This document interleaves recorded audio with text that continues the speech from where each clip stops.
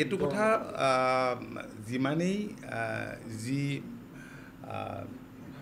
Social মিডিয়াতে হওক বা বেলেগ বেলেগ ফোৰামত আলোচনা নহওক কিয়, কাৰণ আমিও মানুহৰ মাজত আছোঁ আৰু যোৱা দিনবিলাকত মাননীয় মুখ্যমন্ত্ৰী ডক্টৰ হিমন্ত বিশ্ব শৰ্মা ডাঙৰীয়াৰ নেতৃত্বত চৰকাৰখনে ৰাজ্যখনৰ জনসাধাৰণৰ সৰ্বাংগীন বিকাশৰ কাৰণে যিবিলাক আঁচনি লৈছে ৰাইজ উপকৃত হৈছে। আৰু মই ভাবোঁ, কাৰণ পঞ্চায়ত নিৰ্বাচনটো আছিলে মই ভাবোঁ এইটো এটা পৰীক্ষা, আগতীয়াকৈ পৰীক্ষা, আৰু এই পৰীক্ষাটোত আপোনালোকে দেখিছে যে কেনেকৈ সফল হৈছে। গতিকে ইলেকশ্যন আমাৰ যি বিধানসভা নিৰ্বাচন হ'ব, বিধানসভা নিৰ্বাচনৰ ফলাফল এনেকুৱাই হ'ব। আৰু আমি এতিয়াতো সকলো আৰু অত্যাধিক আমি কাম কৰিম, যিখিনি আধৰুৱা কাম আছে। মুখ্যমন্ত্ৰী ডাঙৰীয়াই প্ৰতিটো সময় অনুপল প্ৰতিটো সময় ৰাজ্যখনৰ জনসাধাৰণৰ কাৰণে ডিভোট কৰিছে, আৰু আমিও কৰিছোঁ সতীৰ্থ মন্ত্ৰী হিচাপে, বা সকলোকে লৈ পেলাই আমি আগবাঢ়িব বিচাৰিছোঁ। ৰাইজ ইয়াত ইনভলভ হৈছে, গতিকে কোনো ইছ্যু বাদ দিয়া নাই। জনসাধাৰণে এইবিলাক কথা বুজিবই, এই কাৰণে জনসাধাৰণে কম্পেয়াৰ কৰিব কংগ্ৰেছৰ শাসনকাল আৰু বৰ্তমান বিজেপি নেতৃত্বাধীন মিত্ৰজোঁট চৰকাৰৰ শাসনকাল। পাৰ্থক্য কি? জনসাধাৰণক উন্নয়ন লাগে, উন্নয়নৰ কাৰণে হিয়া উজাৰি চৰকাৰখনে কাম কৰিছে। গতিকে আমাৰ বিশ্বাস যে জনসাধাৰণ NDAৰ লগত থাকিব, পক্ষত থাকিব। কংগ্ৰেছেতো বহুত কথাই কয়। পঞ্চায়ত ইলেকশ্যনৰ আগত কিমান কথা কৈছিলে, লোকসভা ইলেকশ্যনৰ আগত কিমান কথা কৈছিলে। আপোনালোকৰ মিডিয়ায়ো তেনেধৰণে এটা মানুহৰ ওচৰত ধাৰণা দিব বিচাৰিছিলে, বহুত মিডিয়াই, কিন্তু সেয়া জানো বাস্তৱ হ'ল?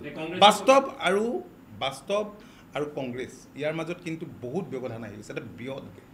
সেই গেপটো ইমান কম দিনৰ ভিতৰত তেওঁলোকে যেনেধৰণেই আগ নাবাঢ়ক কিয়, যি মুখকেই নেদেখুৱাক কিয়, তেওঁলোকে সফল হ'ব নোৱাৰে।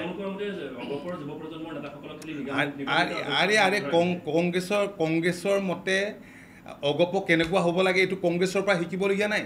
অসম গণ পৰিষদ জন্মৰ মূল কাৰণটোৱে হৈছে কংগ্ৰেছ। যে কংগ্ৰেছে যদি তেওঁলোকৰ ভোট বেংক মজবুত কৰিবৰ কাৰণে বাংলাদেশৰ পৰা বিদেশী আইনী নল'লেহেঁতেন, আজি অসমত আন্দোলন নহ'লহেঁতেন, আৰু অসম আন্দোলন নোহোৱা হ'লে অসম চুক্তি নহ'লহেঁতেন, আৰু অসম চুক্তি নোহোৱা হ'লে দল গঠন নহ'লহেঁতেন, দলে নিৰ্বাচন নেখেলিলেহেঁতেন। গতিকে কংগ্ৰেছে আমাক কি কয় সেইটো লৈ আৰু আমি আজিৰ দিনত, আৰু আগতেও কৰা নাই, আজিৰ দিনততো কোনো বৰদাস্ত কৰিবলগীয়া নাই। Thank U.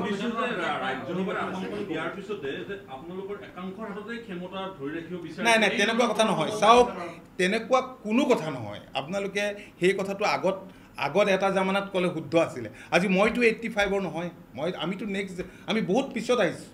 85ত যেতিয়া দল গঠন কৰিছিলে, সেই দল গঠনৰ সময়ত আমি আছুৰ পৰা প্ৰতিনিধিত্ব কৰিছিলোঁ। আছু গেভ বাৰ্থ দ্য AGP। তাৰপিছত আমি আছু ৱাটছডগ হিচাপে আছিলোঁ, বহুত দীৰ্ঘদিন ধৰি আছিলোঁ, বহুত পিছত আমি আহিছোঁ, আৰু আমাৰ পিছত বহুত আহিছে। আপোনালোকে দেখিছে যে আমি ছাত্ৰ পৰিষদ গঠন কৰিছোঁ আমাৰ দিনত। 2019ত ছাত্ৰ পৰিষদ গঠন কৰাৰ পাছত ৰাজ্যখনৰ বিভিন্ন শিক্ষানুষ্ঠানত আমাৰ সাংগঠনিক স্তৰ হৈছে, আৰু প্ৰায় 200খনতকৈ অধিক কলেজত প্ৰতিদ্বন্দ্বিতা কৰি বিভিন্ন পদত তেওঁলোক সফল কাম হৈছে। গতিকে য়ং চামক আমি আদৰি লৈছোঁ, তেওঁলোকে অভিজ্ঞতা সঞ্চয় কৰক।